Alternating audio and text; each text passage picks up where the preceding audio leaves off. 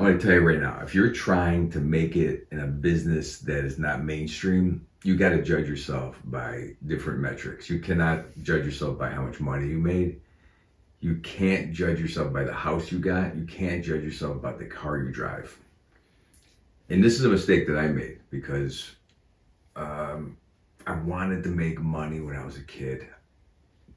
Going into comedy is not the way to make money, right? I could have made money way quicker. Like, I had that lottery mentality. I came from a very poor upbringing. The way to get money was luck. Someone hit the lottery, and that wasn't even the thing because the lottery wasn't that big. Somebody found something. I think my lottery was coins, right? I had fell in love with the idea of coin collecting. I thought it was interesting, but I also felt like you could find a coin in common change. You could just look through everybody's change. Everybody would let you look through their change. So this wasn't a hard in. There was no cost to get into this business. All you had to do was ask people, could they look at your change? Now, if you found something, will they let you keep that coin? Typically, I ended up going to the bank and getting pennies, rolls of pennies, going through pennies, looking for coins. And, once I started building a collection of coins that I thought was worth some money, I felt like I didn't hit the lottery, but I felt richer. Now, I was nowhere near richer. I was $5 richer, $10 richer, $15 richer. And then I went to a coin show. I was 10 years old. It was 1973. And a dollar raffle ticket won me a $10 gold piece. Wow. Okay. I'm talking about, I had nickels from people's change. I had a couple silver quarters because the 1964 and before quarters were still kind of in circulation when I was a kid. Can't find one today. But an 1893 Standing Liberty $10 gold piece with an eagle on the back was given to me through a lottery, a raffle. I hit the friggin' raffle as a 10-year-old kid. Now, I'm going to tell you, I vaguely remember this. I know my father took me, I think it was a Knights of Columbus or an Eagles thing or one of those places. Vaguely remember this. I do remember walking by the table and hearing my name, like the guy pulled the ticket. I didn't know he was even pulling the ticket. And then he said my name before he announced it to everybody else. And I'm like, oh my God, did I just win the raffle? And then he announced it that I was the winner. Now, I was pretty happy. I don't remember exactly, but I was pretty friggin' happy. I didn't know what a $10 gold piece was going to mean. And I was immediately offered by someone $99. Someone said, I'll give you $100 or $99, whatever it was. I don't know why I said 99. $100 is probably what he offered. And I turned it down. Whew.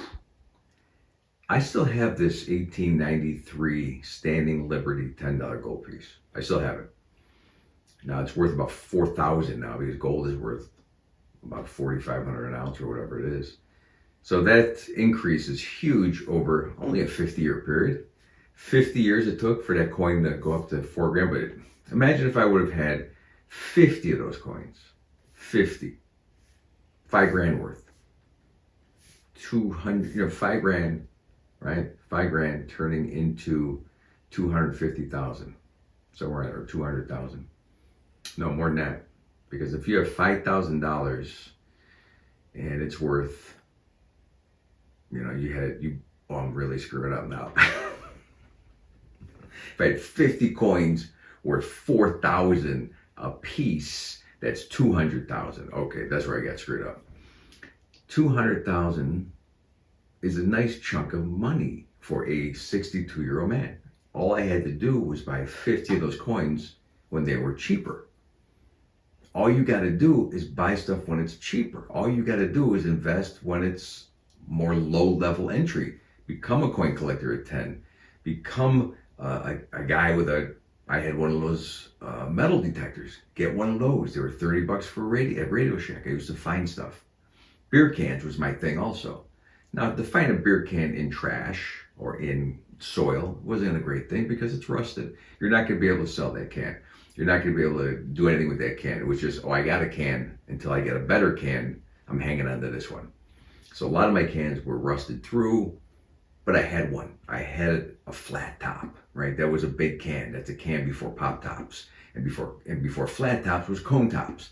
See, I learned a lot of stuff as a kid about different things because I was interested in some outcome, not about the actual object, but along the way, I learned knowledge about these actual objects. So I know a lot about beer cans, especially my era. I know a lot about coins, just in general. Talk to me about a Lincoln 1909 VDB or a rare Buffalo 1913 V nickel, or a rare 1944 copper penny because they were all made of steel that year. I know these things, 1964 and before. That's silver. Hang on to that. You see that? Grab onto that. Silver's worth probably $50 an ounce now. So 1/4 is a quarter of 50, $12.50. See, I did the math a little better this time. Hang on to that stuff early. Get into that stuff early. I'm even thinking in 62 that I'm early on a lot of things. YouTube right now, is full of people my age who are sick of watching the younger people on YouTube. I don't want to watch Mr. Beast. I don't want to watch a gamer. I don't want to watch someone, talking about, whatever is in the current culture. I'm kind of a nostalgia buff, so I like to watch my stuff. Well, guess who's putting on my stuff? Not NBC anymore, not ABC. There's no my stuff anymore except for YouTube. This is the greatest platform. This is a platform, and I've been making videos before YouTube. So yes, I want to give YouTube some credit, but creators, I think that's where the credit goes. Without the creators, again, this is like comedy clubs and comedians. A lot of comedy clubs, well, we have overhead, well, we have a bar, or we got, so we can't pay you so much. But without the comedians, you can't run a comedy club. And without creators, you cannot run YouTube. I'm not trying to organize. I'm not becoming a union guy and trying to get everyone together. And what I'm saying is I had it in me naturally. I was making videos with gigantic cameras in the late 80s. I was making sketch videos. I was making comedy videos. I was doing my stand-up videos. I owned a camera that I bought from Circuit City. If you're old, you probably know that name. I paid $1,100, $1,200 for a camera, a VCR camera, and you couldn't just pop it into a computer and look at it. You had to look at it and hook it up to a TV if you wanted a copy of it.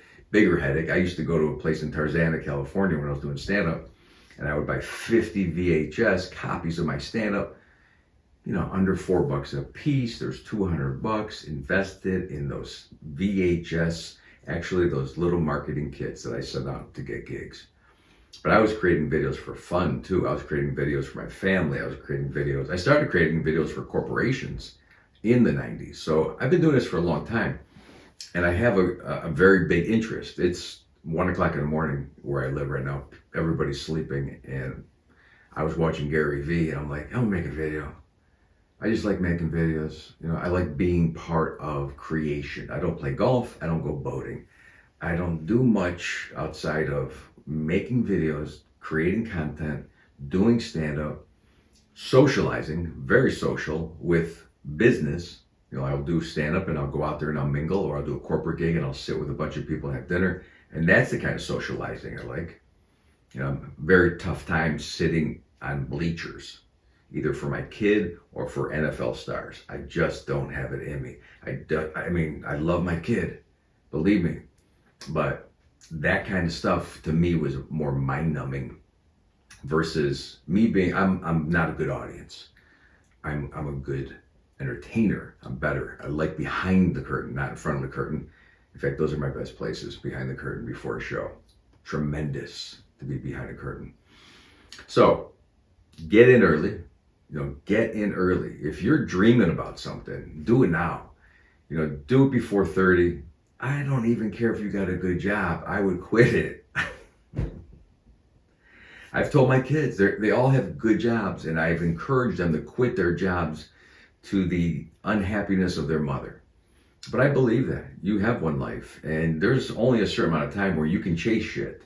And if you're not really interested in what you're doing, get out of it. Forget it. You want to become a stand-up comic? Do it, man.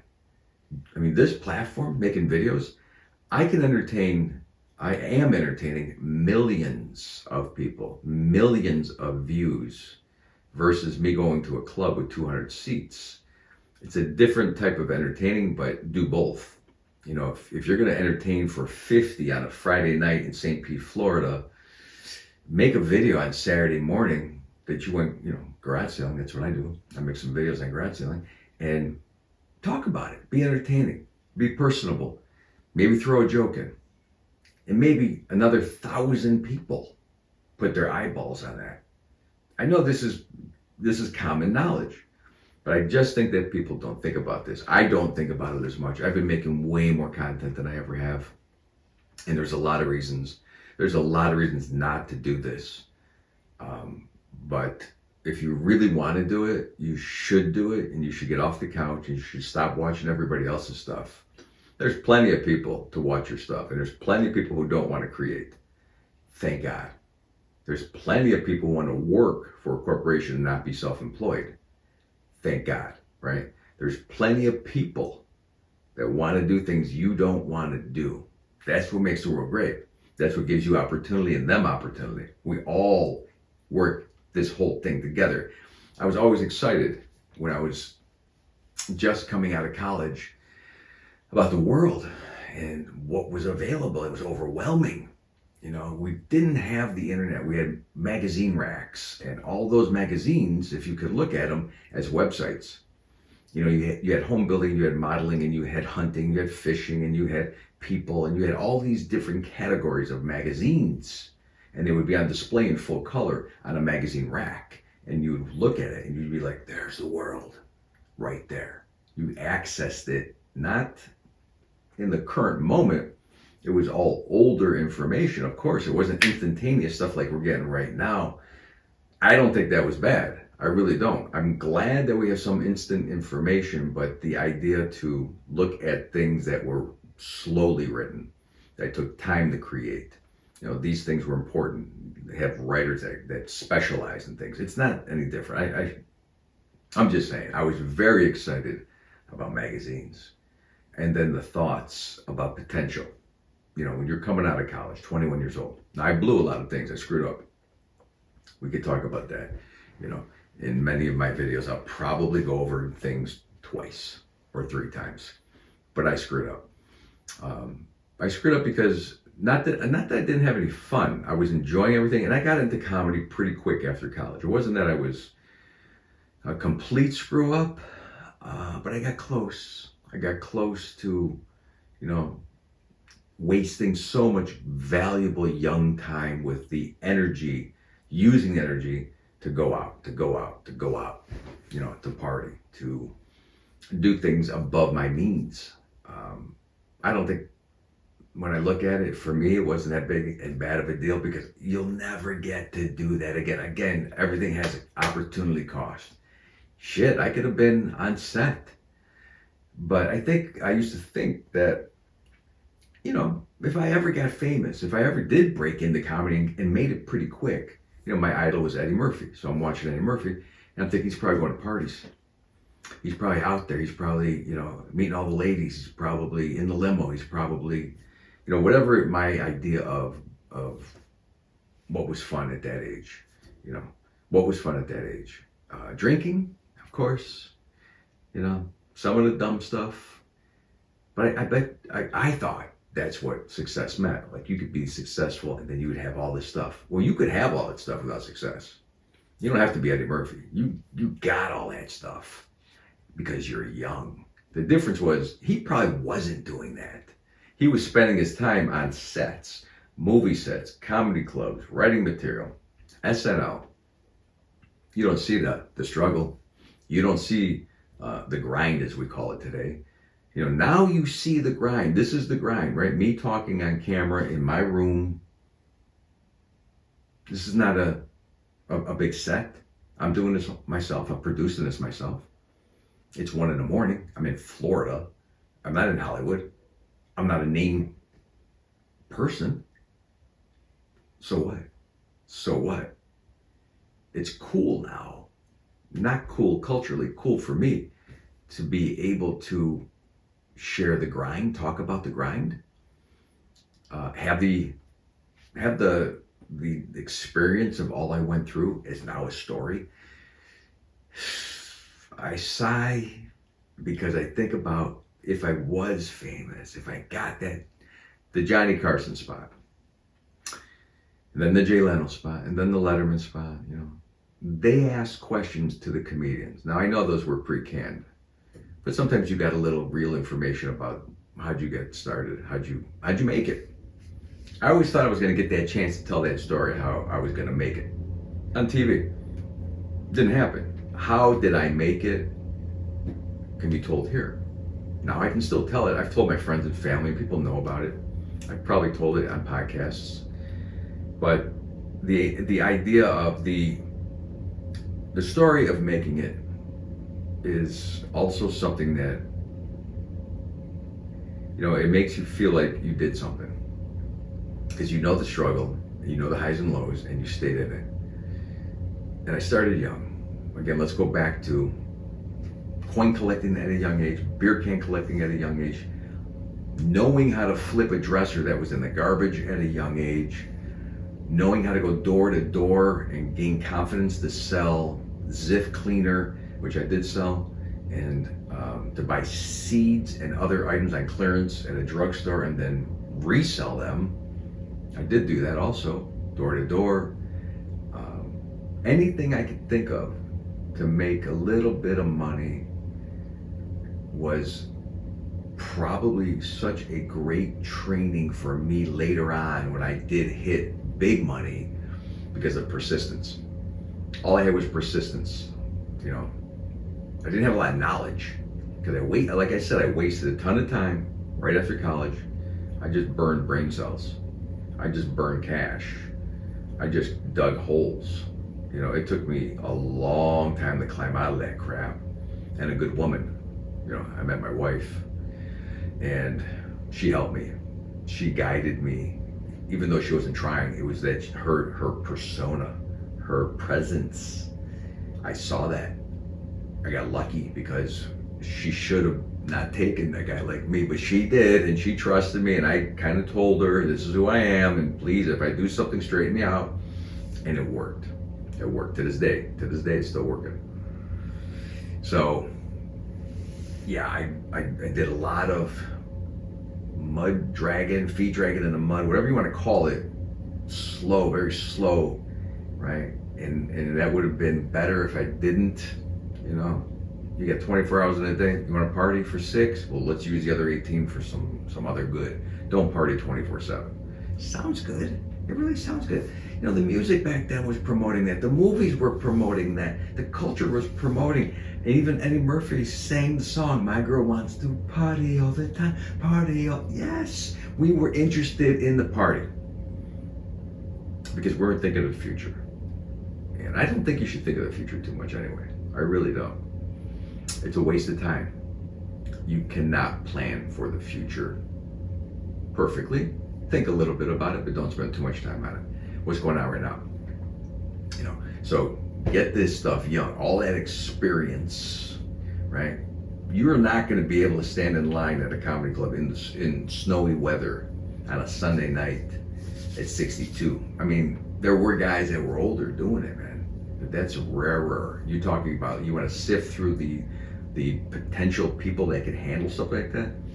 I'm 24, 23, and I'm standing in line downtown Cleveland, not in the greatest part, not the greatest neighborhood, in cold weather. You're only taking the first 10 comics on stage to do a contest for $50. And I look back on that fondly. I look back on, oh my God, I'm number 7 tonight. And I had an alleyway that you can pace. Other comics were pacing and we're going over our routine. I think all comics will say to you that that's probably one of the greatest times of their life, is that beginning, going up the hill, up the curve of learning about how to do stand-up and getting in the game. I think that's one of the greatest things, the camaraderie with the new guys. It's almost like going into the military the first time in college. If you ever moved to a new city and met some new, it's all this heavy duty bonding thing. And I hung out with a lot of those guys for a long time, and I stayed in touch with a lot of those guys. A lot of those guys are not doing stand-up. I'm still doing stand-up. I can still say that I'm still in the game. But get that early. Do it. Look, if it doesn't work out, give yourself a time frame. If you want to say 30, or 40. I don't even think 40 is a bad number. I know people are like, he's promoting doing some dream, some, pie in the sky. Yes. I say 50, 60. Look, if you're okay with it, if you're okay with living not in a big house, not have a lot of money, struggling. I mean, if you bring a kid into the world, different game, okay? You bring a kid in the world, different game. You take care of your kid, for sure. Take care of your wife, yeah. But also, for me, that was motivating. That I excelled. I excel with a bill. It's not a smart thing, but when I get a bill, if I owe, I start working harder. I don't go backwards. I actually work harder. So sometimes I think that I should create bills because I'll end up coasting without that pressure. I need a little pressure, and we could go into that because that's psychological for sure. There's something going on. But if you want to, do what you want, man. There's so much cool stuff to do and explore. And I know everybody has ideals, and they look at people who are put together, and they see, someone who's in shape, someone has a business, someone has a nice car, look at his house. I mean, I'm going to tell you something, nice car is only good for the person looking at the car. The guy inside the car can't see the beauty of the car. I'm not sure what it does for the guy inside the car. I like to watch your Corvette pull up to me. Very cool. A big ass house. If you got kids to fill it and a dog and you're using the space, okay. And the pool, you're using it. I had that. We had a giant house on an acre, 5,000 square feet. I am very successful in what I do. Very successful without giving you exact numbers. I've done very well. But we sold that house because no one was using the space. I come from poverty. Okay, if it's not getting used, why do we have it? When we needed it, fine. And by the way, doing that also increased my wealth because that house rose in value. Just like these coins. I learned something about the real estate market, not because I wanted to learn about it, because it was a necessity. I needed a big place for all these people to live. Turns out I learned about real estate. I know a lot about real estate. Coins, beer cans, metal detectors. I know a lot about this stuff. And I'm really good at garage selling. I'm really good at finding treasure. And the treasure that I've always hunted for is, I felt like I found a lot of treasure, but also the treasure in what are you gonna do with your life? I remember reading the Orville and Wilbur Wright story as a kid, a book from a library. You're talking about 1970s. I vaguely remember the book. I just remember thinking, I want to be an inventor. I want to be a creator. I was always fascinated about it. And it was a movie called Chitty Chitty Bang Bang. The guy had a train that went around the room that knocked over an egg that rolled down, it cracked itself and went into a frying pan. I was like fascinated. Creation or whimsy or creativity or something not normal, something different. So we'll end it there for tonight because I don't know, people could wake up and they might barge into the room. I probably got to go to bed soon anyway. But this was good, right? This was pretty good. And maybe I'll do a live stream. Eventually live streaming. That's my next little hurdle that I haven't tried to talk about this. But if you're actually watching this, please leave me a comment so I know this stuff is working, that we should continue doing it. Subscribe to my channel. I do look at that. I'm not talking like a day every day. I look at it every hour right now. It's a sickness. It's a sickness, but it's also a necessity when you're trying to build this. It's kind of like living at your pizza place and going over the recipe and making sure the dough is right and the sauce is right. And building a customer base. I'm just making pizza here, folks. So let me know, okay? And we'll continue doing this.